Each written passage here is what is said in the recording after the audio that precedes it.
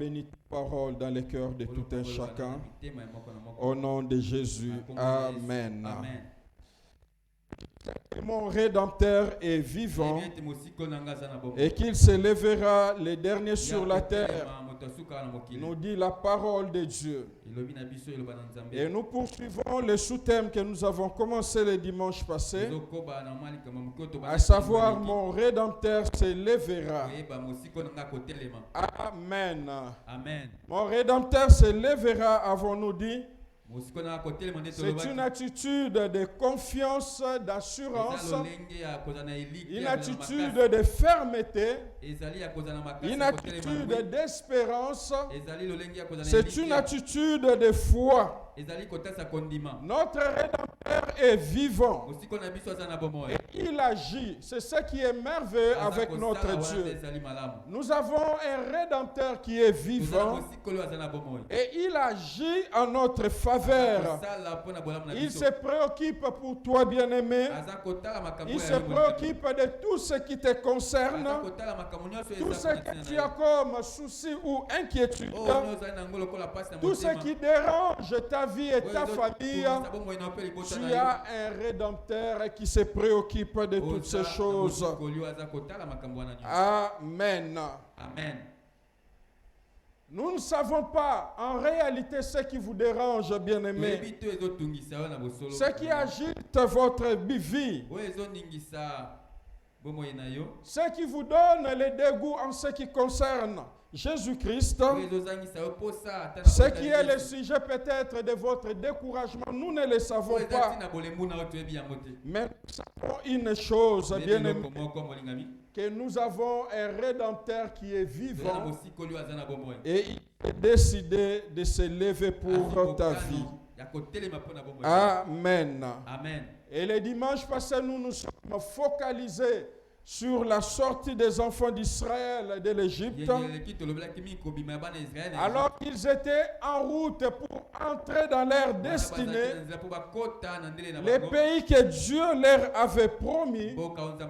Ils ont aussi connu des temps de pression, au point même ils étaient désespérants. Ils croyaient même avoir fait un mauvais choix, comme nous avons dit. Mais le Seigneur nous a montré, lorsque nous avons lu Exode chapitre 14, du verset 10 jusqu'au verset 15, et à cela vous ajoutez Philippiens chapitre 4, verset 6, nous avons vu des attitudes, bien-aimés, que nous, étant qu'enfants de Dieu, nous devons prendre, des comportements que nous devons adopter pendant des moments de pression, parce que nous traversons les choses compliquées dans notre vie, pendant des moments de crise, que ce soit spirituel ou physique, pendant des moments où nous avons l'impression que le ciel est fermé pour nous, pendant où nous avons les dégoûts même de notre vie, où des fois nous avons des pensées de suicide, comme impuissants devant tout ce qui se passe dans notre vie, des moments où nous nous attendons que Dieu se lève dans notre vie, pendant des moments où nous attendons que Dieu se manifeste dans notre vie, pendant des moments où nous voulons voir la gloire de Dieu dans notre vie, il y a des attitudes et il y a des comportements, bien-aimés, que la parole de Dieu nous montre que nous devons adopter pour vivre la manifestation de Dieu dans notre vie. Amen. Amen. Et dans ce passage, premièrement, nous avons vu cette attitude ou ce comportement où Moïse disait au peuple, ne craignez rien. Bien-aimé, pendant des moments de pression, pendant des moments difficiles, nous ne devons rien craindre, car c'est la parole de Dieu qui nous confirme cela. Et nous avons dit, ne craignez rien. c'est une attitude de confiance et de sérénité envers Dieu. Oui, les problèmes nous environnent, certes. Les problèmes nous matraquent, bien-aimés. Ils perturbent notre vie, bien-aimés. Mais je vous dis encore, comme je l'ai dit le dimanche passé, du reste, c'est la parole de Dieu qui nous le dit. Ne craignez rien. Amen. Amen. Et deuxièmement, Moïse leur a dit ceci. Restez en place. Restez en place, nous avons dit, c'est une attitude de confiance, une attitude de stabilité et une attitude de maturité, bien-aimé. C'est ce que Dieu veut pour toi, c'est ce que Dieu veut pour toi. Que lorsque les temps sont compliqués, il est important de rester en place. Vous savez, il y a quelque chose qui me vient à l'esprit. Vous savez, généralement, pendant des moments de tension, par exemple dans les pays ou des moments de guerre, les gens qui connaissent la mort rapidement, ce sont ceux qui se déplacent ou qui prennent la fuite. Et une autre attitude que Moïse est en train de nous dire, regardez. Regardez la délivrance de l'Éternel. Une attitude de confiance et de certitude. Nous devons avoir les regards fixés sur notre rémunérateur, les regards fixés sur Jésus-Christ. Peu importe les temps, bien-aimés, peu importe les circonstances, peu importe la difficulté, peu importe les problèmes auxquels nous faisons face, nous devons avoir nos regards fixés sur notre Seigneur. Nous devons regarder au Seigneur. Et quatrièmement, il leur a dit, gardez silence. Ne soyez pas perturbés. Vous savez, il y a quelque part où le psalmiste dit ceci. En des moments comme ceci, les sages s'étaient. Vous savez, nous avons tellement parlé de nos problèmes à qui que ce soit. Des fois, nous exposons nos problèmes au diable. Nous exposons nos problèmes même à ceux qui ne veulent pas notre avancement. Mais il est important, comme la parole de Dieu nous le dit, de garder silence. Une attitude de confiance et de foi. Et Dieu a ajouté une cinquième attitude. Il a dit à Moïse, parle aux enfants d'Israël. Il marche. Moi, votre Dieu, je vous demande une chose. Je ne vous demande pas de vous arrêter. Je ne vous l'ai pas dit. Est-ce qu'on peut me donner le micro? Apparemment, ça crache.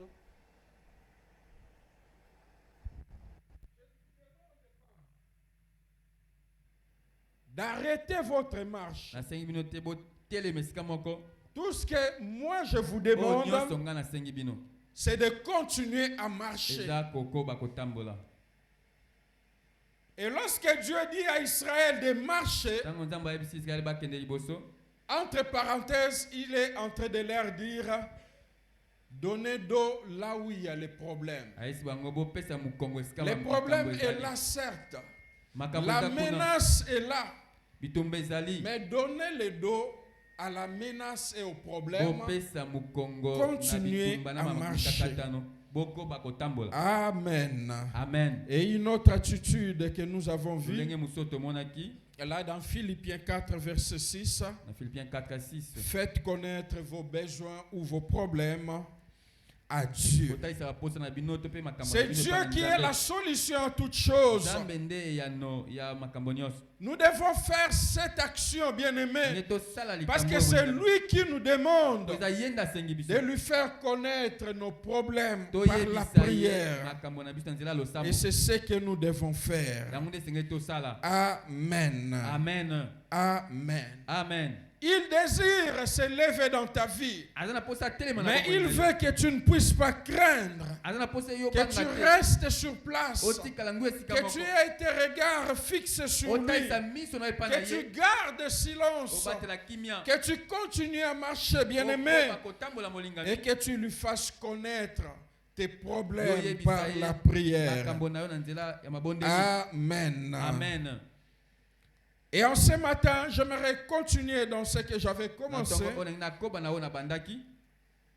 à savoir ce qui se passe quand Dieu s'élève dans ta vie. Qu'est-ce qui se passe, bien-aimé, lorsque Dieu s'élève dans notre vie? Et le but de ce message encore en ce matin, c'est de nous motiver à continuer à faire confiance à Dieu. Faire confiance d'une manière permanente à notre Rédempteur. C'est de t'encourager, bien-aimé, de ne pas te laisser faiblir par quoi que ce soit à cause de toutes les pressions de la vie. Ce message, c'est pour que tu ne puisses pas lâcher prise, bien-aimé.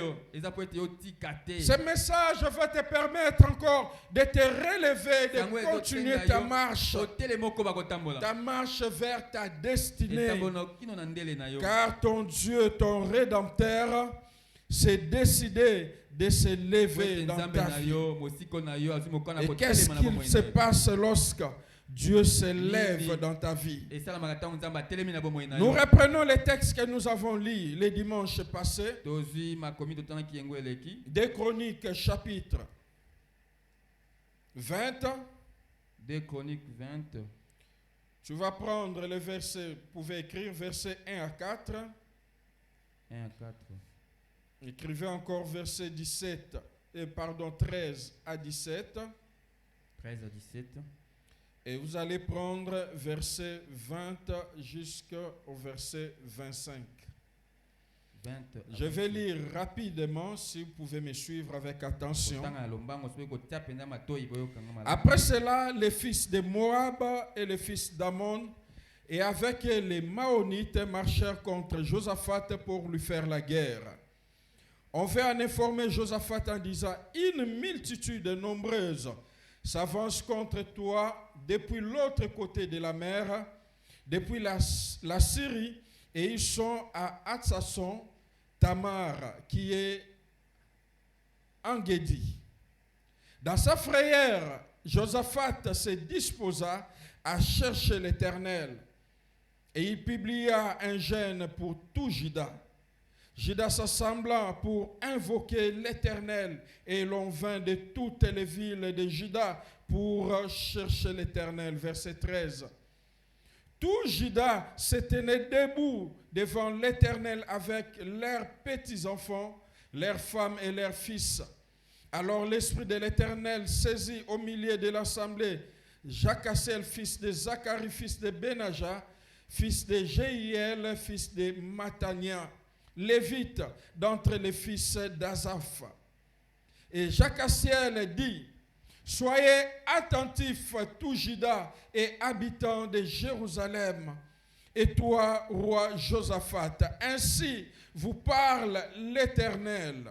Ne craignez point et ne vous effrayez point devant cette multitude nombreuse, car ce ne sera pas vous qui combattrez, ce sera Dieu. Demain, descendez contre eux, ils vont monter par la colline de Tis, et vous les trouverez à l'extrémité de la vallée, en face du désert de Jéruel. Vous n'aurez point à combattre en cette affaire. Présentez-vous, tenez-vous là, et vous verrez la délivrance que l'Éternel vous accordera. Juda et Jérusalem, ne craignez point et ne vous effrayez point. Demain, sortez à leur rencontre et l'Éternel sera avec vous. Amen. Amen. Verset 20. Le lendemain, ils se mirent en marche de grand matin pour le désert de Tekoa.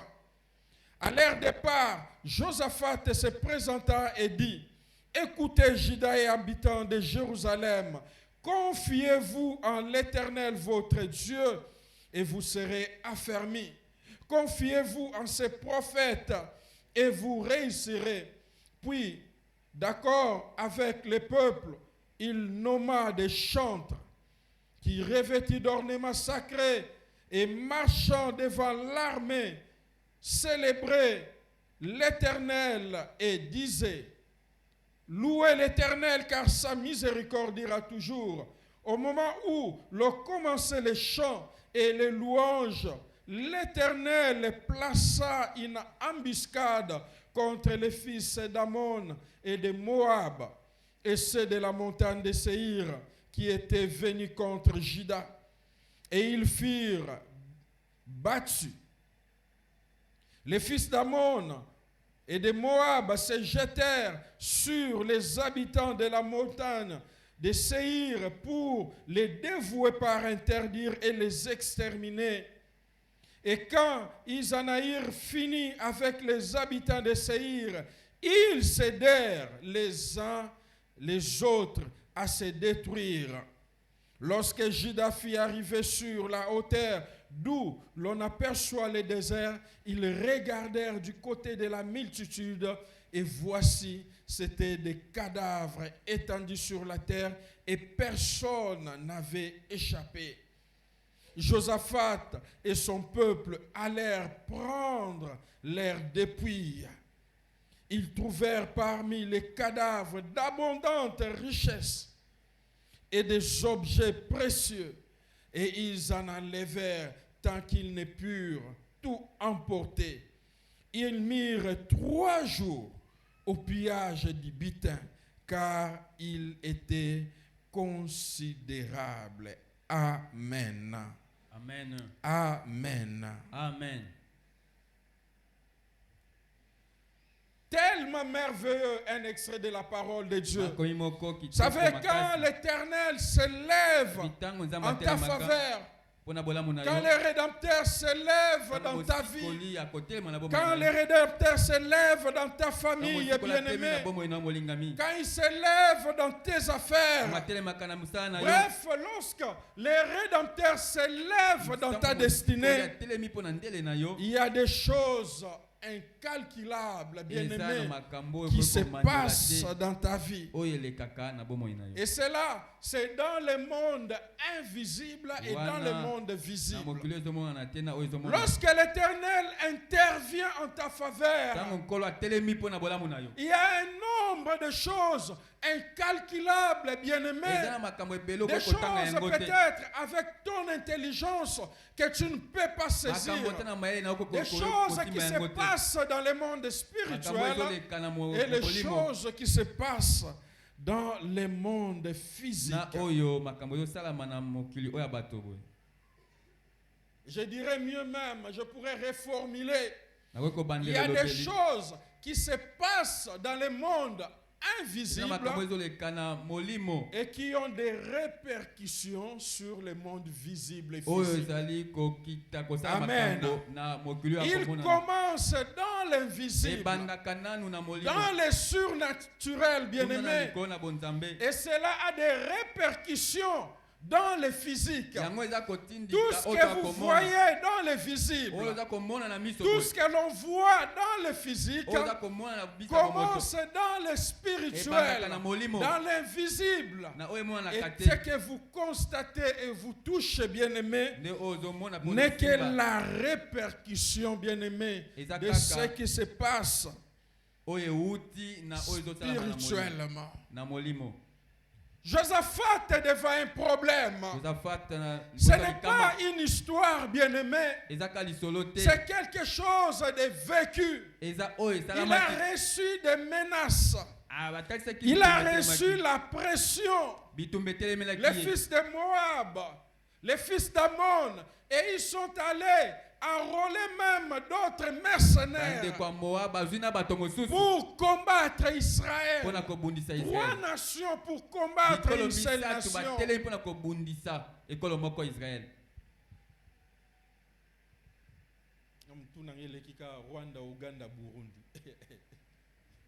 3 nations, bien-aimés, bikolo misatu molingami pour combattre une seule nation. pona ko bundisa ekolo moko.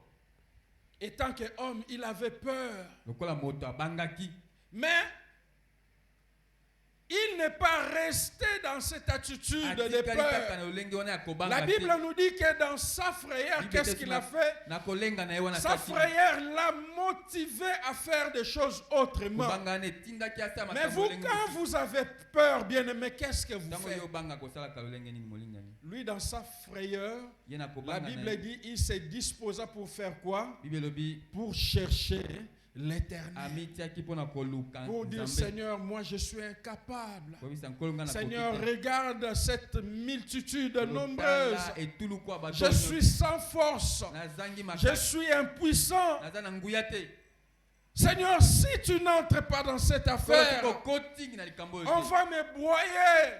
On va effacer mon nom de l'histoire. On va me jeter dans les oubliettes. Seigneur, viens intervenir. Il avait peur, certes. Mais cela l'a motivé à chercher l'Éternel. Toi, quand tu as peur, tu fais quoi? Tu vas chercher les féticheurs. Oh, mpeso kaka ndenge zabo mpeso ou bien c'est quoi encore? Oh, evimsa makola ezani. Mbasu. Donc il faut kaka il faut que nous kutana na tata wana na kinkole kaka iye kaka mtasala. Voyez là où la peur vous amène. Et consciemment, tu sais que il fait des pratiques obscures. Tu le sais.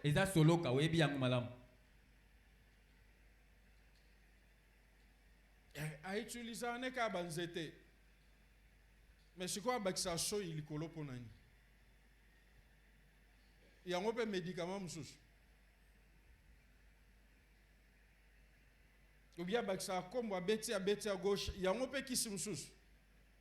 Tu es conscient de ça. Et à cause de la peur, bien-aimé, à cause de la peur, tu vas chercher d'autres solutions. Mais Josaphat n'a pas fait cela. En son temps, il y avait les dieux de Baal aussi.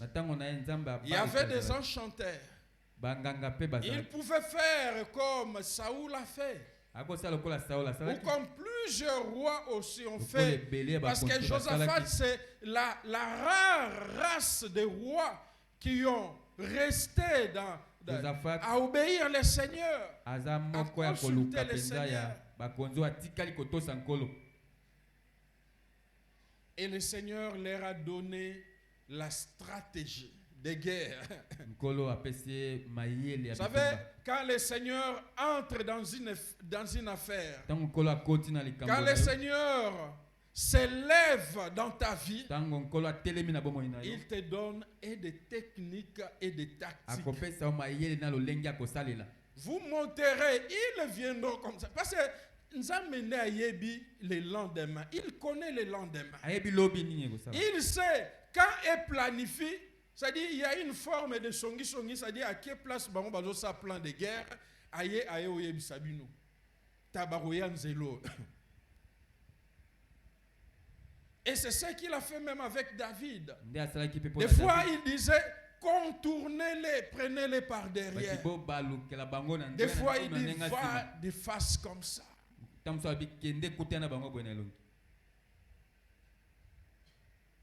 Et il dit, dans cette affaire, vous n'aurez pas à combattre dans cette affaire. Tout ce que vous avez à faire,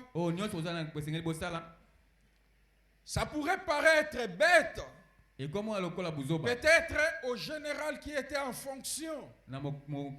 C'est lui qui devait faire les plans de guerre. Parce que les prophètes parlent, l'Esprit du Seigneur saisit un homme parmi ces gens-là. Un lévite, un des fils d'Azaph. Il parle de la part du Seigneur. Non, à la première ligne, ne mettez pas l'armée. Mettez les chantres. Mettez ma gloire devant. Louez-moi. Et en deuxième position, c'est alors que l'armée pourra venir. Parce que je veux que dans cette affaire, que vous ne puissiez pas entrer. Vous, votre rôle, ça sera de louer l'Éternel. Amen. Amen. Bien aimé, certaines pressions qui vous arrivent dans la vie, certains problèmes qui vous arrivent, vous n'avez pas besoin soit d'intercéder, vous n'avez pas besoin de murmurer ou de se plaindre, mais vous avez besoin seulement de louer Dieu et de voir ce que Dieu est capable de faire dans la situation. Bien aimé, la louange à Dieu ne rate pas. La Bible dit quoi? Dieu fait quoi? Il siège au milieu de la louange. Louer Dieu, c'est appeler Dieu à venir prendre son trône de roi dans l'affaire que vous êtes en train de traverser. Le fait de mettre les Lévites devant les chantres pour louer le Seigneur, ils étaient en train d'appeler Dieu pour venir prendre place dans les problèmes qu'ils avaient, les problèmes de guerre. Et comme je vous ai dit, c'est invisible.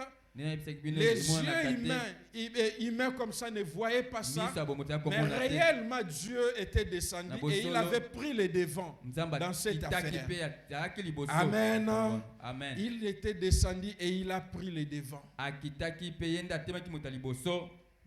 quand il a pris les devants, il commençait à ordonner: battez-vous entre vous. D'abord, il y a eu une coalition des fils de Moab et d'Ammon. Vous savez, les Moabites et les Ammonites, en fait, c'est cette descendance de la malédiction des filles de Lot. Vous vous souvenez encore? Qui ont dit: non, ici, il n'y a pas d'homme. Ils ont enivré leur père et ils ont couché avec leur père. Et ils ont donné naissance aux Moabites et aux Ammonites. Ils se sont coalisés parce qu'ils étaient de la même famille.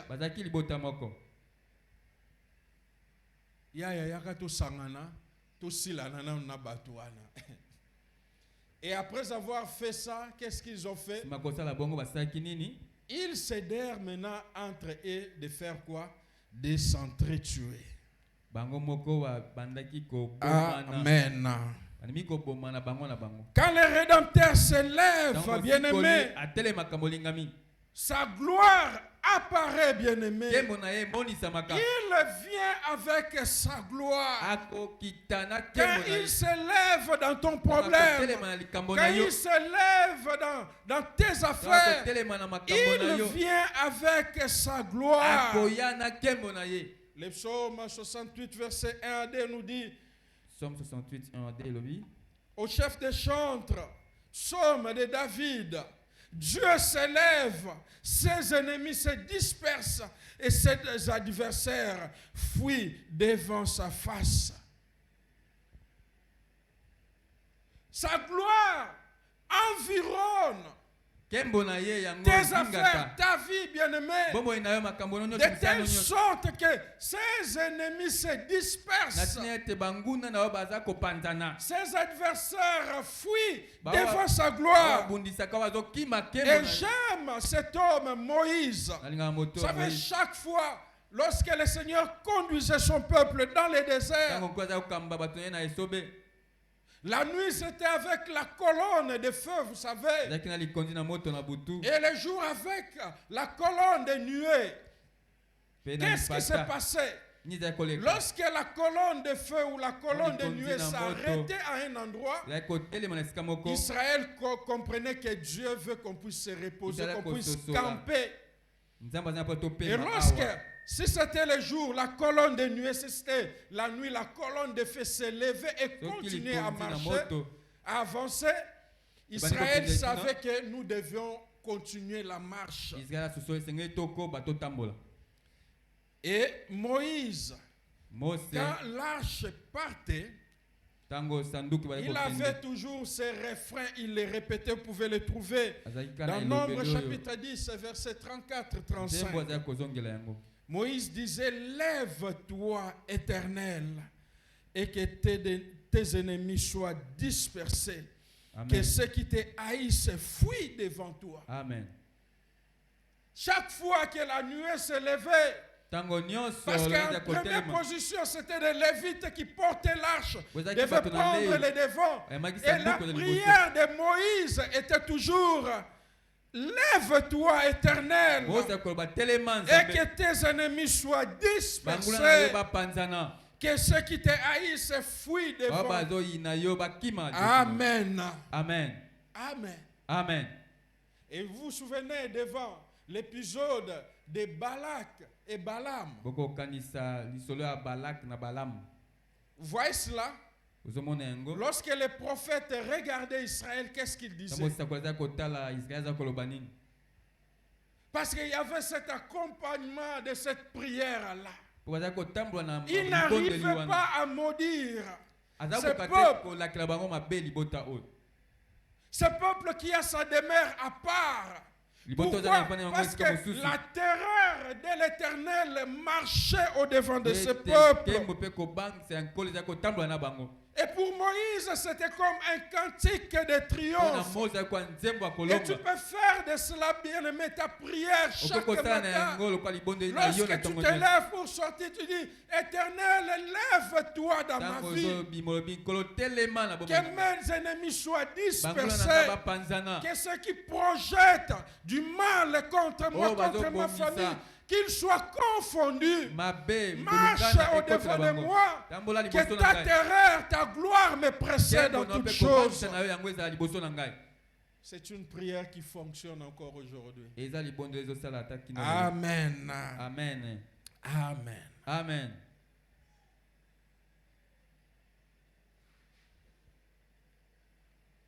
Et au verset 22, là où nous avons lu dans 2 Chroniques chapitre 20, verset 22 à 2 Chroniques 20, il y a cette scène. La Bible nous dit, au moment où l'on commençait les chants et les louanges, c'est-à-dire quand Israël a commencé à louer Dieu, quand Israël a commencé à chanter pour Dieu, la gloire de Dieu, le Shekinah de Dieu a environné Israël. Et Dieu est venu siéger dans son trône de roi dans ses problèmes. Et il a pris le devant. Écoute ce qui se passe. Quand ils ont commencé à le faire, la Bible nous dit, l'Éternel plaça une embuscade contre les fils d'Ammon et de Moab et contre ceux de la montagne de Séir, les gens qui étaient venus contre Juda. Et la Bible dit, ils furent battus.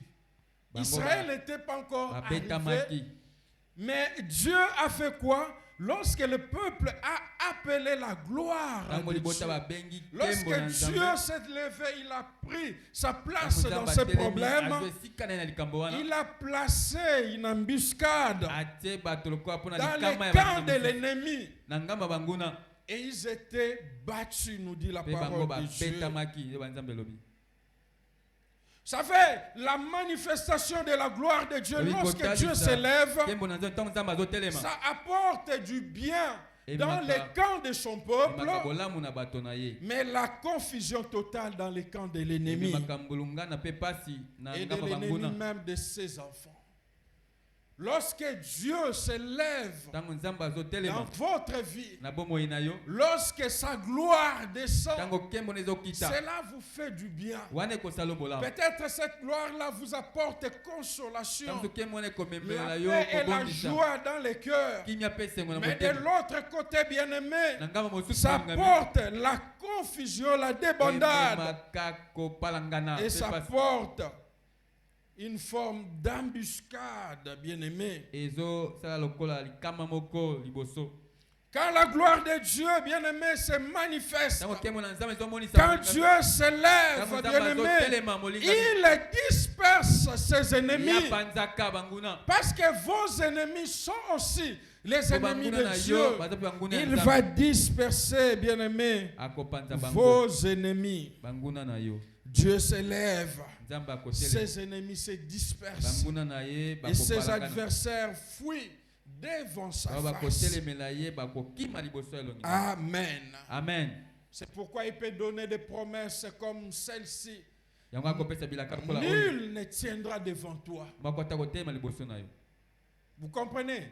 Quand Dieu dit nul ne tiendra devant toi, pourquoi? Parce que lorsqu'il vient prendre, il vient siéger dans les problèmes qui te tourmentent là, sa gloire t'environne. Et sa gloire qui t'environne, qui te fait du bien, devient la terreur pour les ennemis. Ça sème la confusion, bien-aimé. Et c'est pourquoi il importe, bien-aimé, d'être du côté de Dieu.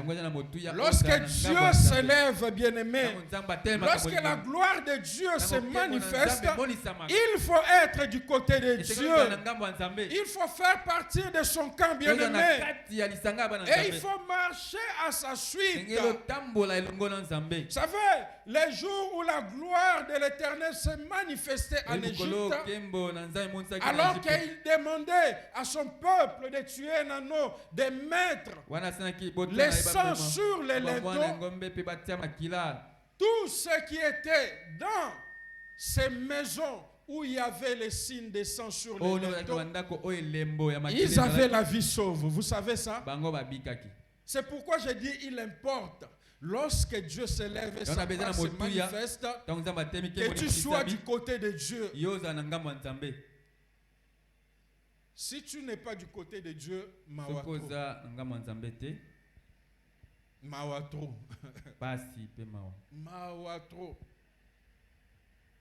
Parce que même un enfant d'Israël, cette nuit-là, lorsque l'ange de la mort s'est passé, qui semait la terreur. En fait, l'ange de la mort, là, c'est la manifestation de la gloire de Dieu. C'est pourquoi je l'ai dit, lorsqu'on est dans le camp de Dieu, cette gloire vous fait du bien. Lorsque vous êtes de l'autre côté, c'est la terreur. Moi, je suis Israël. Oyo, cette nuit-là, il n'était pas dans une maison où il y avait l'empreinte de sang sur les linteaux, il était aussi frappé.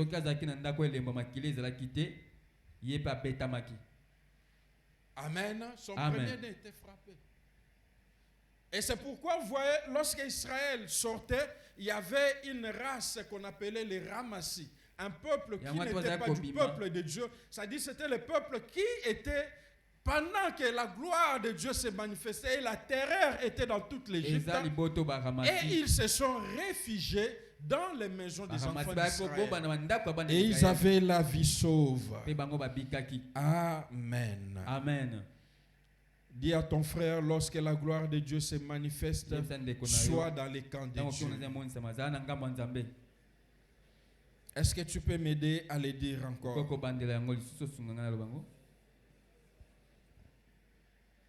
Amen. Amen.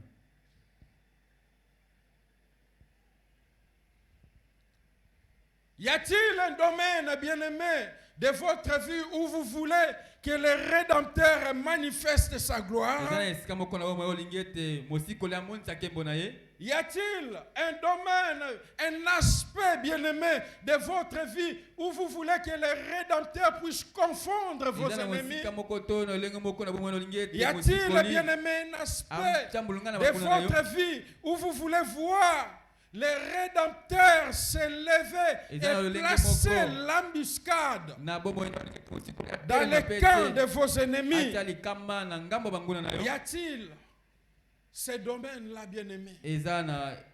Peux-tu répertorier ces domaines dans lesquels vous voulez que le Rédempteur puisse s'élever, manifester sa gloire et confondre vos ennemis?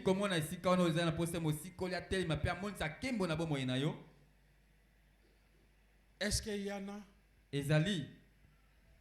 Si tu as ces domaines-là, je te laisse un temps. Est-ce que tu peux parler à Dieu? Alléluia. Est-ce que tu peux parler à Dieu? Dis-lui, lève-toi. Prie, parle-lui. Dis-lui, lève-toi dans ce domaine. Jette l'embuscade du côté de mes ennemis. Jette la confusion du côté de mes ennemis. Lève-toi, parle à ton Dieu. Dis-lui, lève-toi. Que mes ennemis soient confondus. Que ta gloire se manifeste. Que ta gloire m'environne. Que ta terreur puisse m'environner. De telle sorte que ceux qui me veulent du mal puissent te rencontrer, toi le vrai Dieu, et qu'ils soient confondus. Lève-toi, Éternel, que l'homme ne triomphe pas, que l'homme ne puisse pas porter des galons dans cette situation. Oui, ils ont fait des complots, ils continuent à faire des complots, ils veulent m'abaisser, mais j'aimerais qu'en ce matin tu puisses les confondre. J'aimerais qu'en ce matin qu'ils soient confondus, qu'ils ne triomphent pas. Alléluia. Au nom de Jésus. Amen. Il prend acte. Amen. Amen. Lorsque le Rédempteur se lève, bien-aimé, il nous fait trouver la faveur des hommes. Vous savez, dans Proverbes chapitre 16, verset 7, la Bible nous dit, quand l'Éternel approuve les voies d'un homme, il dispose favorablement son égard, même ses ennemis. Amen. Il nous fait trouver la faveur des hommes. Vous savez, lorsque vous lisez dans Esther chapitre 2 verset 21 à 23, voyez là, c'est Mardoché qui révèle un complot contre le roi. Les hommes qui complotaient, ils voulaient faire un coup d'État. Il était à la porte comme d'habitude. Il a entendu ce projet et il a révélé cela. Et vous savez, lorsque le Rédempteur se lève dans ta vie, il fait rappeler aux hommes même les anciens dossiers qu'ils ont oubliés. Merveilleux notre Dieu, merveilleux notre Dieu. Des dossiers, bien-aimés, peut-être que tu as déposé il y a longtemps. Des offres qu'on avait publiées, oui, tu as postulé, tu as déposé, on a jeté cela aux oubliettes. Le Seigneur est capable. Il est capable de remettre ces dossiers-là sur la table. Amen. Amen. Et en ce matin, il est capable de ramener les souvenirs de ce que tu as fait sur la mémoire de ceux qui l'ont ignoré peut-être pendant des années. Et je déclare à quelqu'un encore en ce matin que tes dossiers qui ont été placés dans les tiroirs, qu'en cette semaine même, qu'ils soient remis sur la table et qu'ils soient traités au nom de Jésus-Christ. Il est capable de le faire. Amen. Et lorsque vous continuez dans Esther chapitre 6, au premier verset, la Bible nous dit ceci. Cette nuit-là, que le Seigneur te bénisse, le roi ne put pas dormir. Voyez, lorsque le Seigneur entre en jeu, il ôte même le sommeil. La Bible dit cette nuit-là. Parce qu'il avait besoin de faire remonter un souvenir. Le Seigneur avait besoin de replacer un dossier pour que ce dossier-là soit traité. Le Seigneur avait besoin de faire trouver à un homme la faveur des hommes. Et il s'est levé. Il a ôté le sommeil au roi. La Bible dit cette nuit-là, le roi ne put pas dormir. Et il se fit apporter les livres des annales, les chroniques. Ce sont les livres de souvenirs où on écrit tous les bienfaits. On les lit devant le roi. On a lu beaucoup de souvenirs. Mais tant qu'on n'était pas encore arrivé au dossier qui devait être remis sur la table, tant qu'il n'était pas encore arrivé à ton dossier bien-aimé, on devait continuer à lire. On devait continuer à lire. Amen. Amen.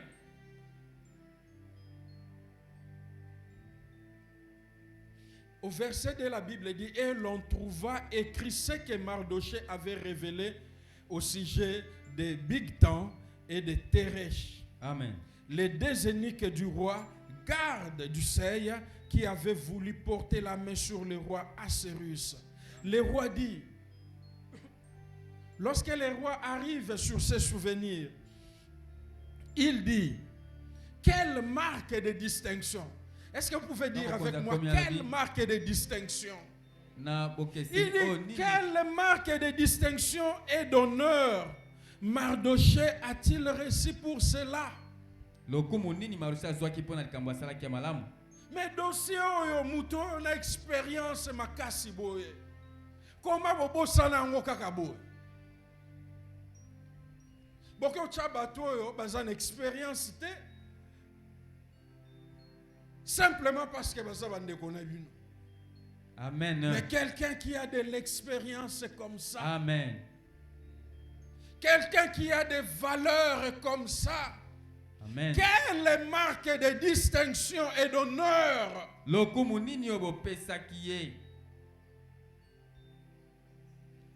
Et ce qu'il lisait dit, roi, il n'a rien reçu. Il n'a rien reçu. Le pauvre. Lorsque le Rédempteur s'élève, il te fait entrer même dans le cœur des ennemis. C'est-à-dire, andimi sio na makasi. Amen. Ouais, bien non, mais là qui nini, tu bololo, oh bébé seloni mais, vazo melisson, vous avez pas Congo bolo, ba finio nazolo la muno amélis. Donc vous devenez comme cette pilule la mère azo mélissé en na makasi. Amen. Et il est temps que le Seigneur amélissa yo batu mususu na makasi. Amen. Amen. Amen. On arrive à ce temps. Donc comme il attend et à ça la mon encore. Amen. Il est temps. Il est temps qu'il se lève, que le Rédempteur se lève. Y a-t-il une situation bien-aimée? Y a-t-il un problème te concernant? Où tu veux que le Rédempteur se lève pour tourmenter un homme jusqu'à ce que la solution soit trouvée en ta faveur? Tu sais, est-ce que tu as ce problème-là? Tu as un dossier, tu as quelque chose comme ça. Peut-être tu as vécu injustice sur injustice.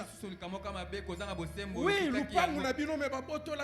as-tu un dossier comme ça où tu veux qu'en ce matin le Rédempteur puisse, c'est-à-dire te tourmenter cette personne jusqu'à ce que qu'il donne la solution. C'est-à-dire à un certain moment, Amen. Amen. Bien-aimé, as-tu ce dossier-là? Est-ce que tu peux parler à Dieu encore pendant un temps? Lève ta voix, dis-lui, Seigneur, tourmente, je veux la solution. En cette semaine même, je vais témoigner le dimanche. Je veux Bien-aimé, qu'il soit tourmenté, Seigneur, qu'il soit tourmenté jusqu'à ce que la solution à mon problème, celui-là qui est assis sur mon dossier, bien-aimé, Seigneur, il est temps qu'il enlève, qu'il remette ce dossier dans les classeurs de traitement. Celui-là qui a soustrait la page de mon dossier pour le mettre à l'écart, parce que j'étais beaucoup plus compétitif qu'en cette semaine même. Qu'en cette semaine, qu'il soit tourmenté jusqu'à ce que la solution me soit donnée. Au nom de Jésus. Amen. Amen. Amen. Notre Rédempteur est vivant et il est fait, il a pris acte. Est-ce que tu peux l'acclamer? Dis, je crois, Seigneur, tu as pris acte. Seigneur, je crois. Tu les fais, je crois tu les fais. Je crois ils sont tourmentés. Je crois tu les fais. Amen. Amen. Troisièmement, bien-aimé, quand les rédempteurs se lèvent,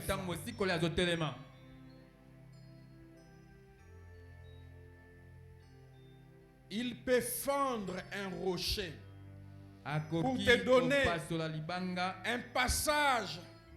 Et les richesses qui sont cachées dans ces rochers, il peut faire un chemin, il peut frayer un chemin, bien-aimé, même dans les eaux, parce qu'il veut que tu arrives de l'autre côté. Il peut frayer un chemin même dans le désert, là où tu es perdu. Tu n'as pas de boussole. Ésaïe chapitre 43 verset 19. Il dit, voici, je vais faire une chose nouvelle. Amen. Amen. Est-ce que tu peux le dire, une chose nouvelle? Dis encore, Rédempteur, fais pour moi une chose nouvelle. Rédempteur, lève-toi et fais pour moi une chose nouvelle. Je vais faire une chose nouvelle sur le point d'arriver. Ne la connaîtrez-vous pas? Je mettrai un chemin dans le désert et le fleuve dans la solitude. Le psaume 105, verset 41, il dit, il ouvre. Là, on est en train de reprendre ce qui s'était passé dans le désert. J'aime la manière de reporter ces choses. La Bible dit, l'auteur est en train de nous dire, dans le désert, qu'est-ce que Dieu fait? Il ouvrit les rochers et les eaux coulèrent. Je ne sais pas comment expliquer ça. Vous savez, quand vous avez des fenêtres en vitre, des fenêtres, on dit quoi, coulissantes, hein? Comme ça. Et que vous venez, par exemple, vous avez chaud à la maison, vous voyez ce que vous faites comme ça. Ça dit, ils étaient devant un rocher. Et le Seigneur a fait ça. Et les richesses qui étaient dans ces rochers. Parce qu'à ce temps-là, leur problème, c'était l'eau. La richesse qu'ils avaient besoin. Et la Bible dit, les eaux coulèrent. Elles se répandirent comme un fleuve dans les lieux arides. C'est ce que Dieu est capable de faire lorsqu'il se lève.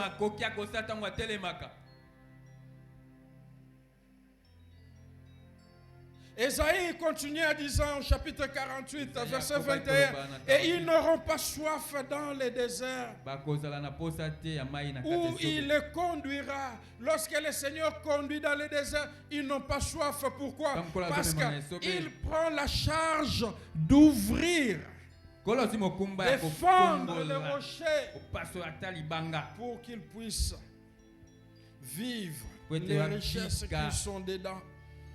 Il fera jaillir pour eux l'eau du rocher. Il fendra les rochers et l'eau coulera. Amen.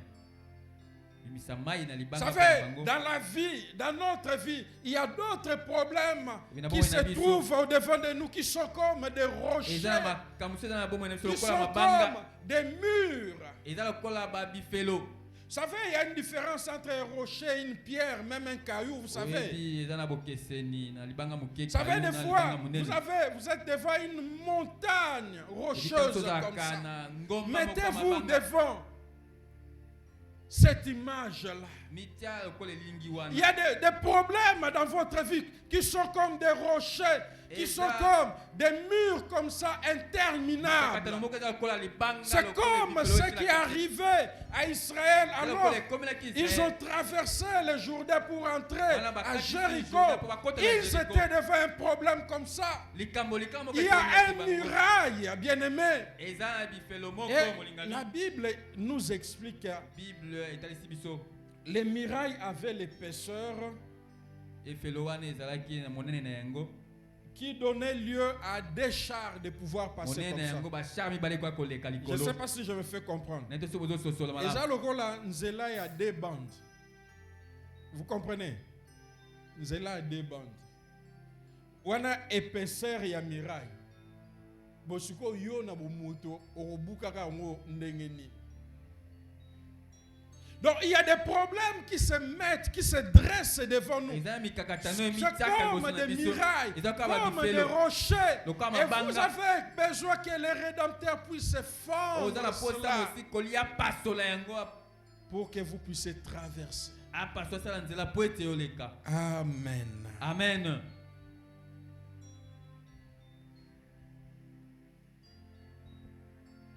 Il y a des problèmes, même toi-même là, tu te dis... Oh, même matin à ABC Pasteur, je ne crois même pas qu'il me donnera une solution. Oui, je te dis, je ne te donnerai pas une solution. Je te l'avoue, je ne te donnerai pas une solution. Tu n'as pas tort à cela, bien-aimé.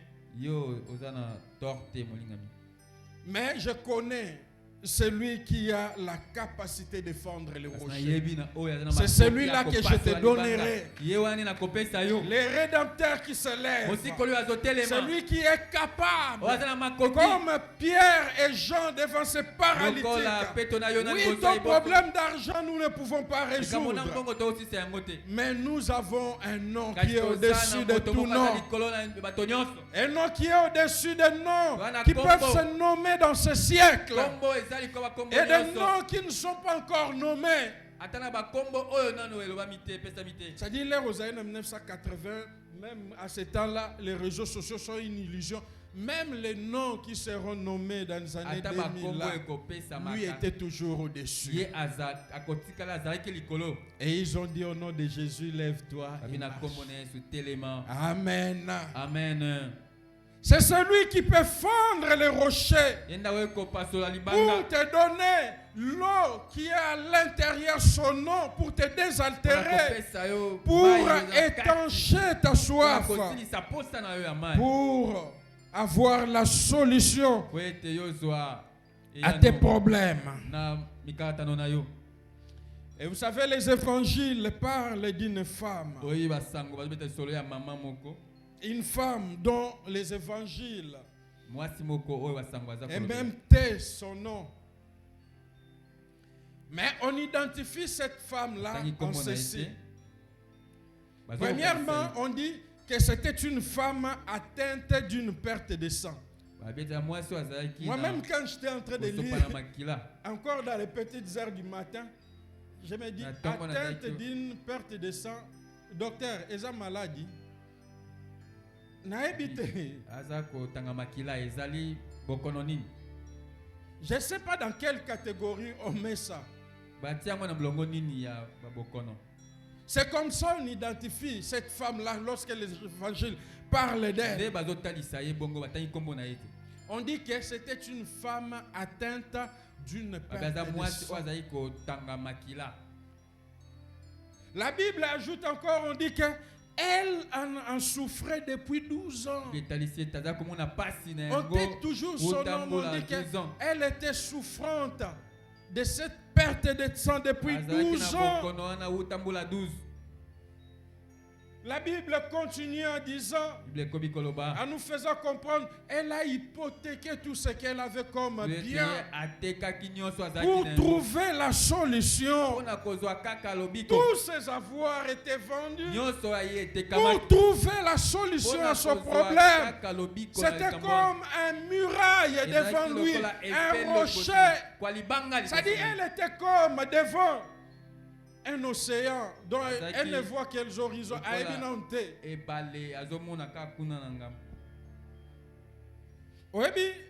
Quand tu es à Mwanda, au thème liboso océan bon, au tali au tché atlas bon, au tché bon et quand on sabi ko boussole te yomo au chabo, obi Amérique du Sud des arbres, mais kende au comme.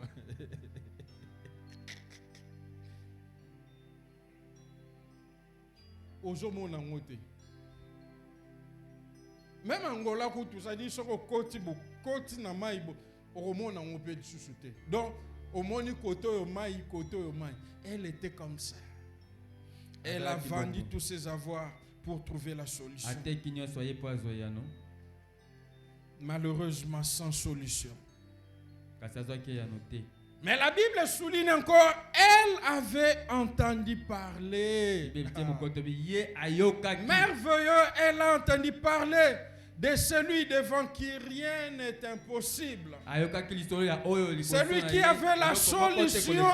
Le rédacteur qui se lève pour donner la solution. Et j'aime la manière dont Luc et Matthieu et Marc en ont parlé. Dans Matthieu chapitre 9 verset 20.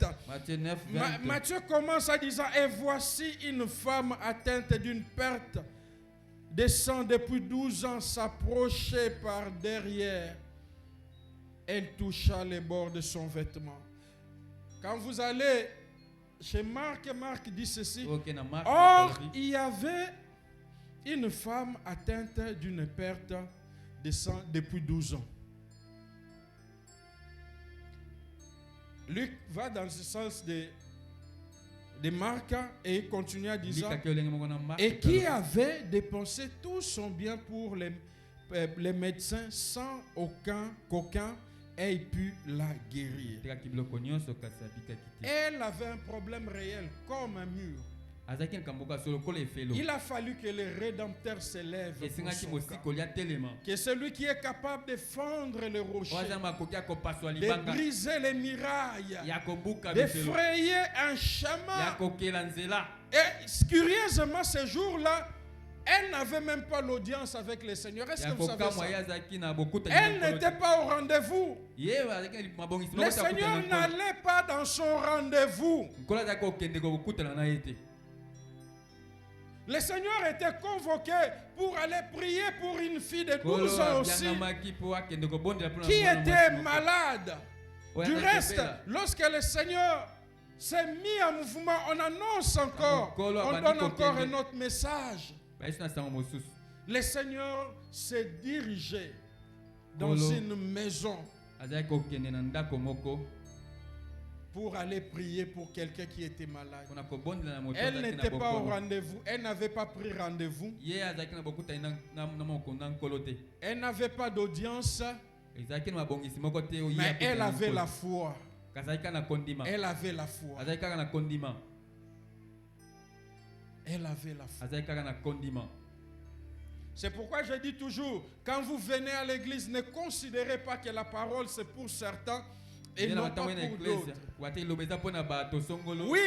Dieu peut préparer une parole pour une personne X, mais si vous agissez comme cette femme, vous serez cette personne Y qui va arracher la bénédiction, voir la manifestation du Rédempteur avant que les concernés même puissent le voir. Elle a intercepté la bénédiction en route. Amen. Amen. Et le rocher a été fendu pour elle. Elle a reçu sa guérison ce jour-là. Amen. Amen. Et en ce matin, bien-aimé, que le Rédempteur puisse fendre ces rochers qui te compliquent la vie. Au nom de Jésus-Christ, je ne sais pas si c'est un problème de maladie, je ne sais pas si c'est un problème de conception, je ne sais pas si c'est un problème d'emploi, mais ma prière en ce matin, que ces rochers soient fendus au nom de Jésus et que la solution te soit donnée en ce matin même, au nom de Jésus-Christ. Amen. Amen. Que le Seigneur trace une nouvelle route. Qu'il puisse frayer un chemin là où il n'y a même pas un chemin. Un chemin conventionnel peut-être. Mais que le Seigneur puisse les frayer pour que tu puisses atteindre ta destinée. Au nom de Jésus-Christ. Amen. Au nom de Jésus. Amen. Amen. Le temps va nous trahir lorsque le Rédempteur se lève. Quatrièmement, il fait concourir toutes circonstances en ta faveur. Il fait concourir les circonstances en ta faveur. Il y a un verset que nous répétons toujours. Et des fois, tu répètes des fois dans l'attitude d'Amawa. C'est-à-dire, tu as tellement de problèmes. Tellement de problèmes. Tu n'as même pas la foi en cette parole-là. Tout ça, bon, Bible lobika tout concours, hein? Tout concours, kaka. Romains chapitre 8, verset 28. Romains 8,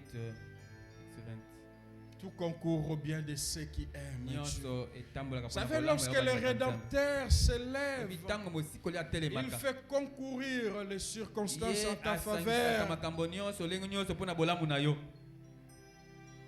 Mais le grand problème, bien-aimé, avec ces versets, bien-aimé, ou avec cette pensée, souvent, les enfants de Dieu n'ont pas cette lecture des choses-là.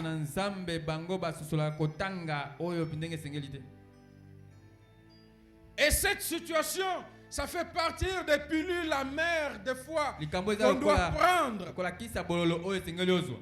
Et c'est souvent à la fin qu'on comprend que le Seigneur était en train de faire concourir les circonstances. Souvent au début, on ne comprend pas cela. Et j'aime cet homme, Job.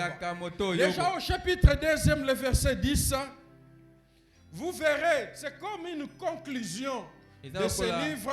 On l'évoque en ce lieu-là. On dit, en tout cela, Job ne pécha point par ses lèvres. C'est-à-dire,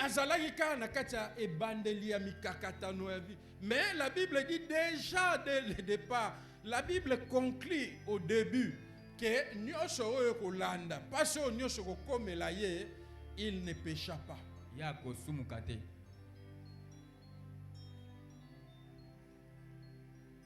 Pour Job, ce qui lui arrivait, c'était des moments de découvrir même ses amis. Des moments de découverte. Lui qui faisait du bien aux autres. Lui qui soutenait les autres. Mais dans ces moments de crise, c'était des moments de test. Ça devait concourir en sa faveur pour qu'il puisse connaître réellement les gens de son entourage. Il y a des problèmes, des difficultés, des pressions de la vie qui vous arrivent simplement pour connaître votre entourage. C'est le cas pour Job.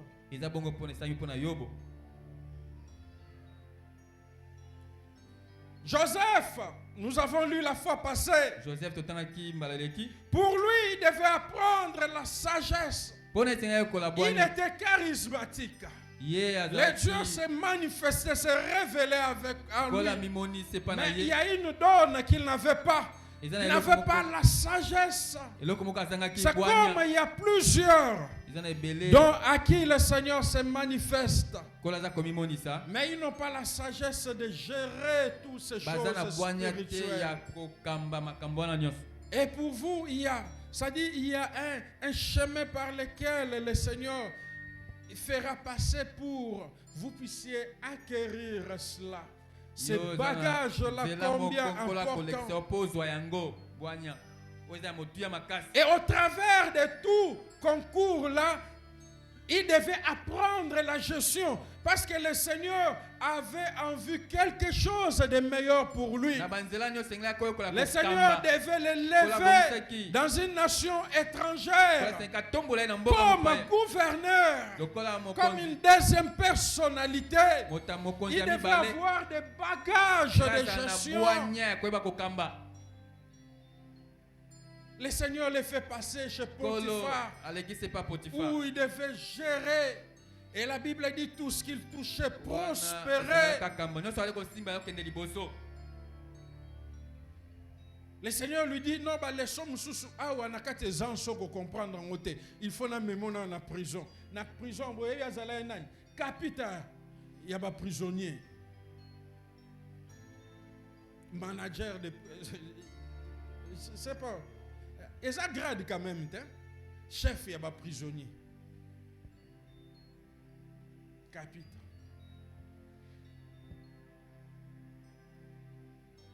Il devait apprendre cela. Il devait apprendre aussi les attitudes des gens. Il y a certains qui devaient sortir, qui devaient l'oublier. Tout cela concourait. C'est bien. Il y a David qui a vécu cela, bien aimé. Vous savez, David a appris l'art de guerre pendant des moments de pression que Saül lui faisait. Il n'avait pas appris l'armée comme tous les autres.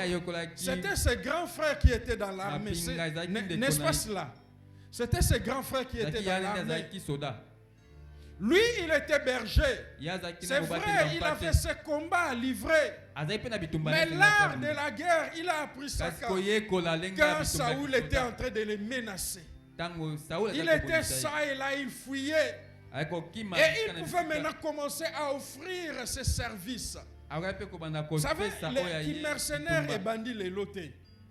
Vous savez, David, avec ses hommes, ils étaient des mercenaires dans plusieurs armées. Lisez 1 Samuel, lisez 2 Samuel. Il était là, mercenaire.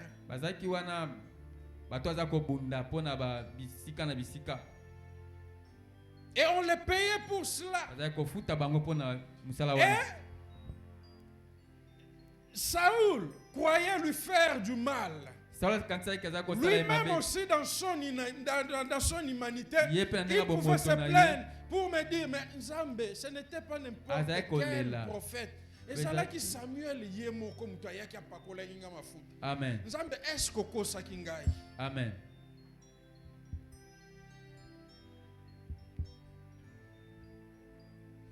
Vous savez, David a été loin, il était encore adolescent.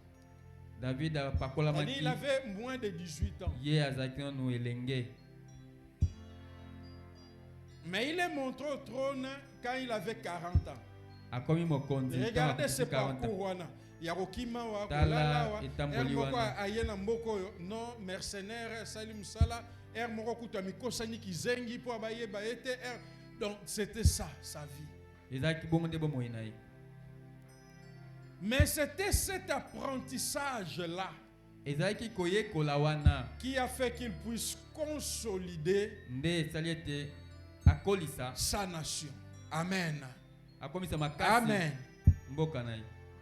Il a fait de sorte, pendant son règne, au nord, au sud, à l'est, à l'ouest, il avait imposé le silence à tous ses adversaires. Il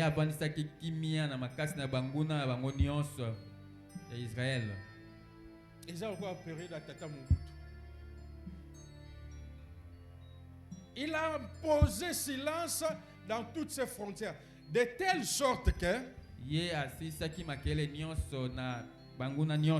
De telle sorte que, bien aimé, vous savez, Salomon a fait combien d'années dans le pouvoir?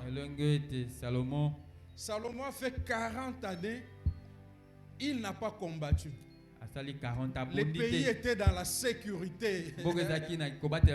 Parce qu'un homme qui a appris la guerre dans tout concours, bien de ceux qui aiment Dieu, il a imposé la paix, qui a fait que son fils, lorsqu'il prend le trône, pendant 40 ans, il est resté en paix. Israël est reprendre la guerre après la mort de Salomon. Amen. Je ne sais pas si vous comprenez. Le Seigneur était en train de l'entraîner pour un jour qu'il impose la paix. Et le souci de l'Éternel était que toute sa génération après lui puisse vivre dans la paix. Malheureusement, ils n'ont pas consolidé cette paix. Amen. Amen. Veux-tu que le Rédempteur s'élève dans ta vie ce matin? Est-ce que tu peux t'élever? Nous allons prier pendant Alléluia. Alléluia. Alléluia. Commence à parler à Dieu. Commence à parler à Dieu. Toi-même, tu connais les domaines dans lesquels tu veux que le Rédempteur s'élève.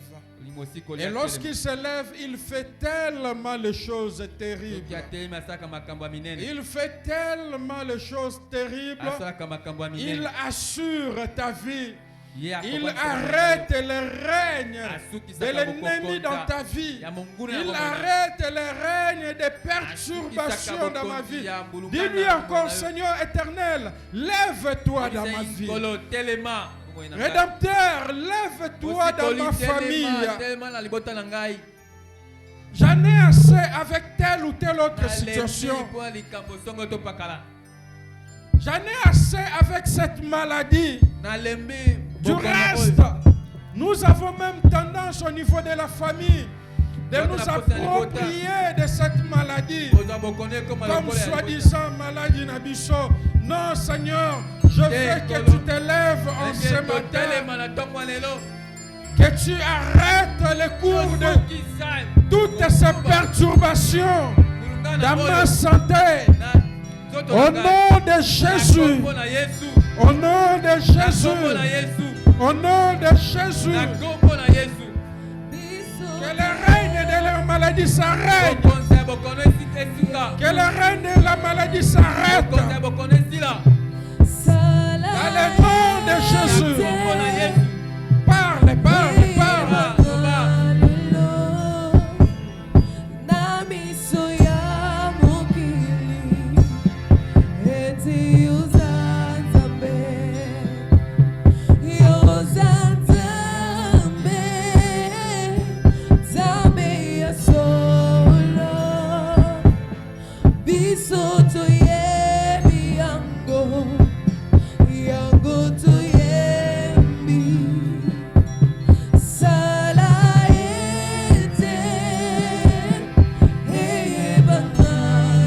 Parlez-lui, bien-aimé, car ça te concerne. Ça te concerne. Que ce cycle de choses s'arrête. Que le Rédempteur s'élève dans ce cycle de choses.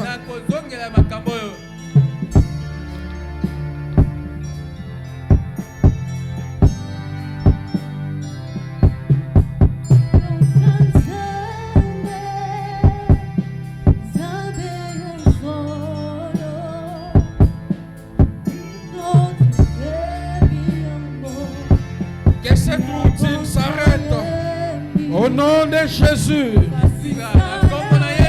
Que la routine de la maladie s'arrête. Que la routine des morts subites s'arrête dans ma famille. Rédempteur, lève-toi. Lève-toi. Que ta gloire se répande. Lève-toi. Renverse les projets des méchants. Lève-toi, Rédempteur.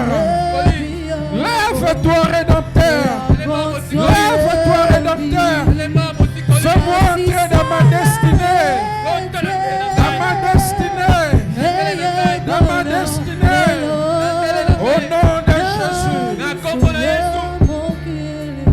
Alléluia. Alléluia. Alléluia. Alléluia. Est-ce que tu peux acclamer le Rédempteur qui se lève? Nous t'acclamons, le Rédempteur qui se lève. Nous t'acclamons parce que tu t'es levé. Nous t'acclamons parce que tu es en train de prendre part dans nos combats. Nous t'acclamons que tu te lèves comme le Sabaoth. Nous t'acclamons car tu te lèves comme le Sabaoth. Nous t'acclamons car tu te lèves comme Jéhovah Jireh.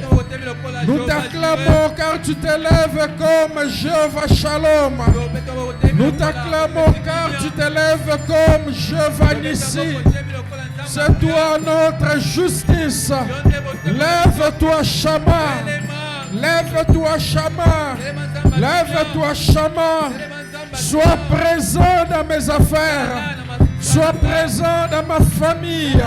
Sois présent dans mon travail. Rédempteur, lève-toi. Lève-toi. Lève-toi. Au nom de Jésus. Alléluia. Alléluia. Merci car tu te lèves. Nous croyons à cela. Nous croyons à cela. J'ai la ferme conviction qu'en cette semaine, tu fais de grandes choses. J'ai la ferme conviction. Au nom de Jésus. Bénis les offrandes. Bénis les dîmes. Bénis les libéralités. Que ton peuple t'apporte, Seigneur, au-dessus. Reçois-les de tout un chacun. Et bénis ton peuple en retour. Au nom de Jésus, nous t'avons ainsi prié. Amen. Gloire soit rendue à Dieu. Nous avons nos paniers pour les offrandes ordinaires. Il y a les paniers de dîmes et la semaine, nous avons dit, nous allons bénir les serviteurs de Dieu dont il y a les paniers de Galates 6 et ça.